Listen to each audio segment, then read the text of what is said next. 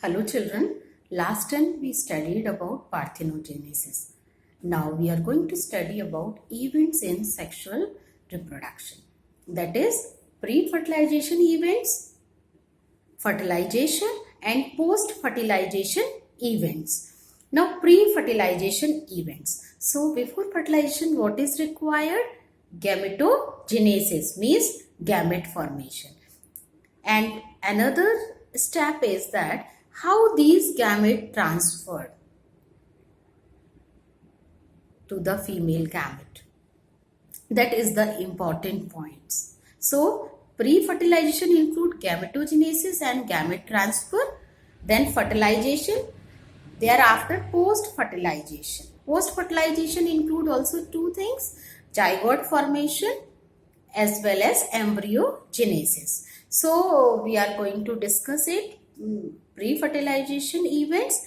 Pre-fertilization means the steps which are required before fertilization.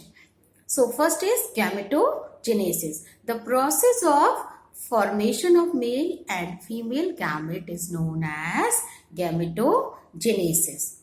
When two gametes are similar in appearance and it is quite difficult to separate them, that is known as isogametes or homogametes. Homo means similar, gametes means the gametes, haploid structures. So the gametes which are similar in structure or in external appearance, these are known as isogametes or homogametes. And heterogametes, when male and female gametes are dissimilar or different from each other in appearance also, these are known as heterogametes. As in human beings, if we talk about male and female gametes are formed, female gamete is large in size but male gamete is small in size. So in appearance also these are different, so these are known as heterogametes. Now after gamete formation, or we can say that after gamete formation, gamete transfer is necessary. How to transfer these gametes? So different agents are there for transferring of gametes. They may be transferred by air, by water and by insects also. It depends on their characteristics that we will discuss in another chapter in details.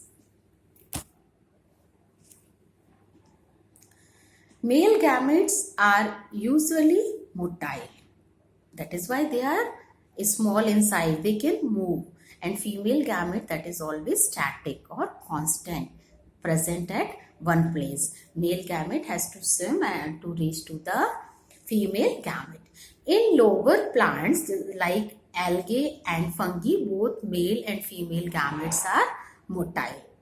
In lower plants, actually water acts as a medium to brought these two gametes together for the fertilization.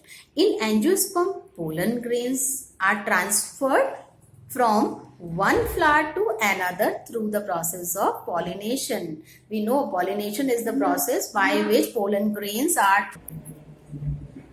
In pollination, the pollen grains which contain male gametes are transferred from one flower to another because female gamete is present there. So actually different types of pollination we learnt in class 10th. Self-pollination, cross-pollination. Pollination is what? Transferring of gametes, male gametes to the female gamete. So, and we know that just I told you that air, water, insects, these help in transferring or brought out pollination. Now come to the fertilization. Fertilization or syngamy. That means fusion of male and female gamete. As the gamete reaches to the female gamete, their fusion take place. And as a result, because gametes are haploid, both the gametes are haploid, when they brought together, they form a diploid structure called zygote. And parthenogenesis, we already learnt about it. Now, after fertilization, post-fertilization event, as I told you, male and female gamete come close to each other, they formed a diploid structure called zygote. Or in other words, we can say zygote is the first cell of an organism, or first cell of life. Two subtypes of fertilization we know: external fertilization and internal fertilization. Fertilization which takes place inside the body of an organism known as internal fertilization, and which takes place outside the body of an organ known as external fertilization, as in frogs also. So, in external fertilization, zygote is formed in external medium like water. And in internal fertilization, zygote is formed inside the body of the organism. Zygote ensure continuity of species between organisms of one generation to the next. In algae and fungi, the zygote develops a thick ball to resist desiccation. Desiccation means any type of damage. Or in haplontic life cycle, haplontic means in which plant body is haploid, zygote undergoes reductional division to form a haploid organism. In diplontic life cycle, zygote undergoes mitotic division. Now, second step in post-fertilization events, that is embryogenesis. Embryogenesis means the formation of embryo from zygote, because zygote undergo division. As the number of cells are formed, these cells undergo differentiation to acquire particular shape to perform a particular function. In this way, embryo is formed, and this process is known as embryogenesis. So, during embryogenesis, zygote undergo mitosis, cell division, to increase in cell numbers. And then I told you the differentiation take place. As a result, different tissue and organs are formed. Now, on the basis of development of zygote inside and outside the body, the organisms are divided into two types: oviparous and viviparous. Oviparous animals means which lay fertilized egg, but viviparous which give birth to young ones. And in case of oviparous, chances of survival of young ones is less, but in case of viviparous, there are more chances of survival of young ones. Example, we can say that reptiles and birds, these are oviparous. Human beings are viviparous.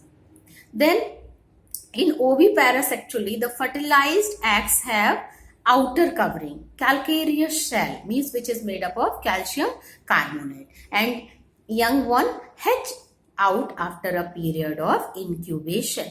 But in case of viviparous, the fertilized egg has no cell and develop into young ones inside the body of the female organism.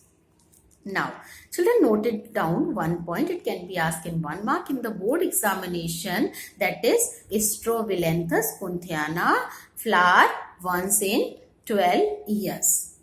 So,